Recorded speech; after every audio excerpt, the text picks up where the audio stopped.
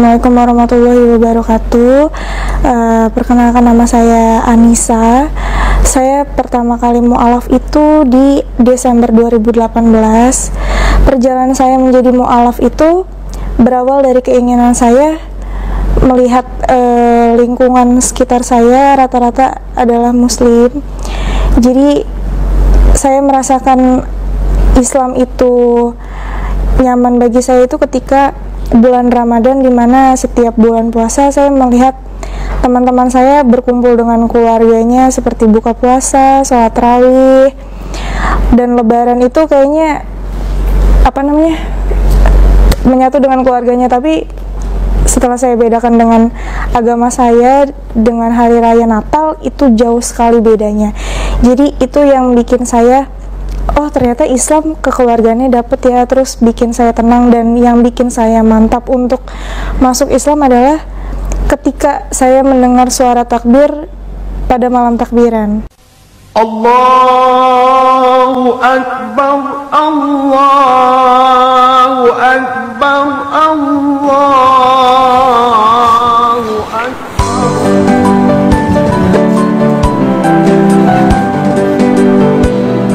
Bismillahirrahmanirrahim. Bismillahirrahmanirrahim. Ashhadu an la ilaha illallah wa ashhadu anna Muhammadan abduhu wa rasuluhu wa ashhadu anna Isa abduhu wa rasuluhu. Itu yang bikin saya mantap. Di saat saya mendengar suara takbir itu saya ngerasa adem sekali gitu. Jadi itu yang membuat saya mantap. Dan kenapa saya bisa ada di titik baca syahadat di pesantren Anaba ini berawal dari teman saya. Pertama saya diajak untuk kajian, dan di situ posisinya saya belum mu'alaf sama sekali. Jadi saya diajak kajian dan saya dipinjemin gamis, kerudung, dan di situ saya dikenalkan oleh salah satu ustazah, di mana ustazah itu juga seorang mu'alaf dan dia adalah mantan pendeta. Jadi di situ saya dikasih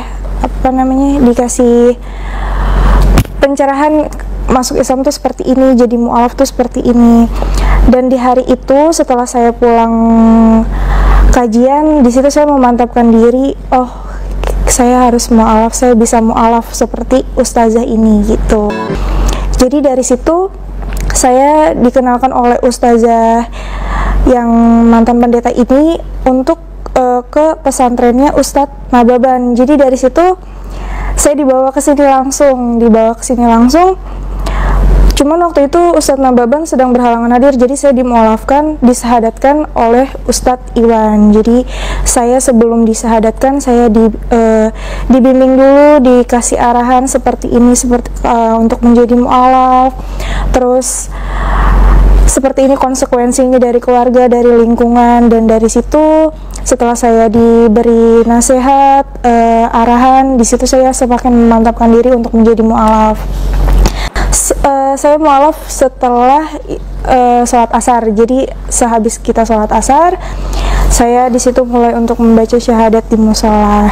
Jadi dari situ setelah saya resmi menjadi seorang mu'alaf, kehidupan saya berubah 100%. Jadi di situ saya mulai belajar sholat, terus saya pelan-pelan belajar mengenal tulisan-tulisan Arab yang sebelumnya saya tidak mengenal sama sekali, tidak bisa membaca sama sekali tulisan Arab.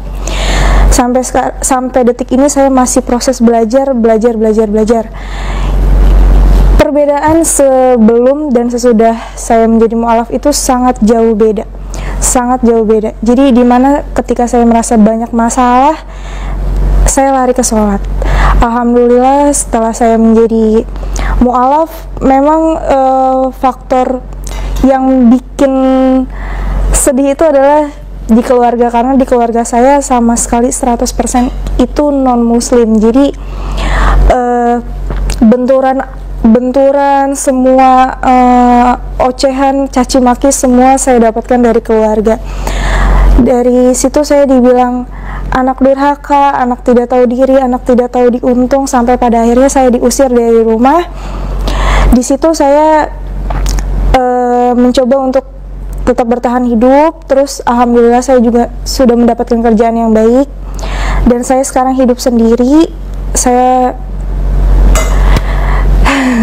Saya hidup sendiri sebatang kara. Jadi tidak ada keluarga yang mau, sampai detik ini tidak ada keluarga yang mau menanyakan kabar saya, keberadaan saya itu tidak ada. Dan sampai saat ini ya cuman teman-teman saya saja yang support saya sampai pada detik ini.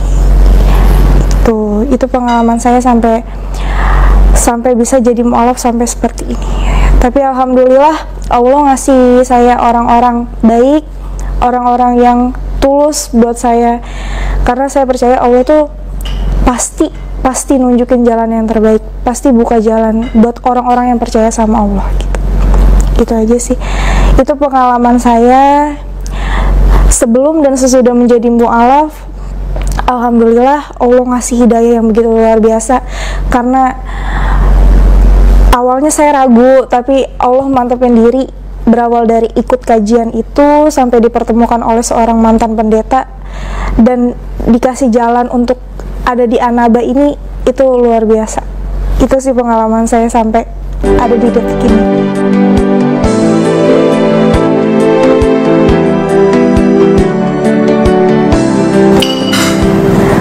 Kalau sampai pada detik ini sih anak mana ya Pak Ustadz yang tidak rindu sama orang tuanya, karena saya juga anak pertama, anak perempuan pertama di keluarga. Saya 2 bersaudara, yang satu adik saya laki-laki dan saya anak perempuan satu-satunya, dimana sebelum saya mu'alaf itu memang keluarga saya sangat memanjakan saya gitu. Jadi benar-benar perhatiannya sangat lebih ke saya gitu. Jadi, dan setelah mu'alaf ini memang saya benar-benar tidak dianggap sebagai anak. Saya dikeluarkan dari rumah tanpa sepotong baju waktu itu. Tanpa sepotong baju, saya diusir dengan caci maki. Saya dibilang anak durhaka, anak tidak tahu diri, yang sudah dikuliahkan mati-matian, anak tidak tahu diuntung. Saya kangen banget, kangen bapak, kangen mama, kangen adik. Kalau seandainya adik, bapak, mama, kalau lihat kakak di sini, kakak cuma bilang kakak udah dewasa, kakak nentuin jalan hidup kakak sendiri. Kakak sayang banget sama mama, sama bapak, sama dede. Kakak kayak gini tuh bukan jadi orang jahat. Islam itu nggak jahat yang seperti bapak sama mama kira. Islam itu bukan teroris, Pak. Jadi kakak kayak gini, kakak pengen jadi lebih baik. Kakak tetap jadi anaknya mama sama bapak. Kakak nggak berubah jadi orang lain, nggak. Cuman kakak punya kepercayaan yang berbeda dari bapak sama mama. Kakak selalu berdoa setiap sholat, bapak sama mama tuh sehat terus, panjang umur. Kakak pengen setiap kakak gajian tuh kakak pengen kasih mama sama bapak, tapi karena bapak sama mama ngebatasin hubungan ini, kakak bisa apa? Tapi insya Allah bukain pintu hati mama sama bapak biar bisa terima kakak lagi. Terus biar Allah juga yang buka pintu hati mama sama bapak supaya bisa dapat hidayah dari Allah.